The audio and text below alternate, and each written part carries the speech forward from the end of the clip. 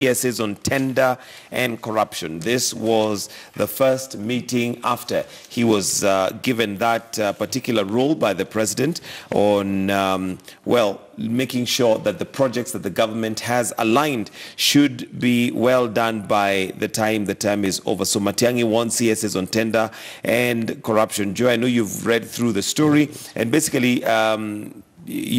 Matiang'i, in his own well-known nature, basically was not mincing words, but let the other CSs know that should they slow down, then they would definitely be answerable. Yes, but what I can tell Matiang'i, currently in this country, we don't need to be issuing warnings. We need action. We are tired with this corruption. But maybe that's why he has been put there, to make sure that there's action, because warnings have been given by the president, and not once. He's given so many warnings. Yes. So Matiang'i should not continue warning the CSs. We should be seeing action. We should be seeing some of these people in courts.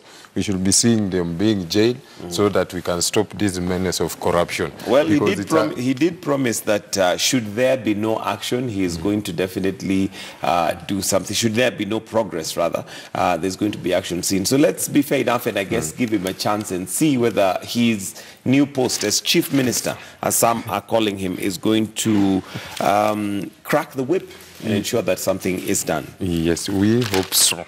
All right.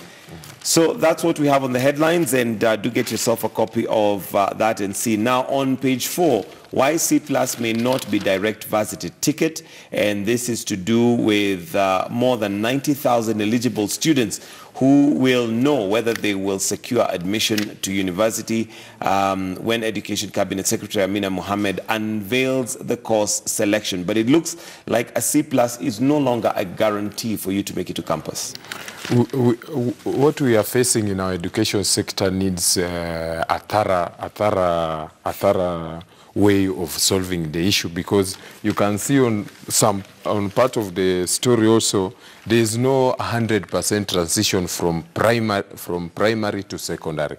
Actually, today the Ministry of Education is launching a task force to look into the issue of 150,000 students who have not yet joined the secondary school. So the same problems, we are seeing the same continuation also from high school to university. So there's a coordinated approach which is supposed to be seen from the Minister of Education on solving this problem, and this is the right time, and Amina is the right person to do it. Although one wonders, because we have so many universities in this country, of course some of them being private, as to whether that is really what needs to be done. In fact, in terms of education, we seem to be what I'd call an overeducated nation. Not an overeducated nation, but we can say that at some time back, we refocused our energy on a university degree, forgetting other courses or other vocational courses, in the sense that degree was overhyped and everybody in this country was looking for a degree. This led to mushrooming of some of these private universities. But after like 3 or 4 years, after like 2 to 3 years, with Matiang'i results, we saw the number of university students dropping down. So we are seeing certain trends which are affecting the education sector. Like I've said, it needs a coordinated effort from the education sector to see how this problem can be solved, and we move forward. All right. There's also a story on page 5. Jumwa Dori fights to remain in ODM party.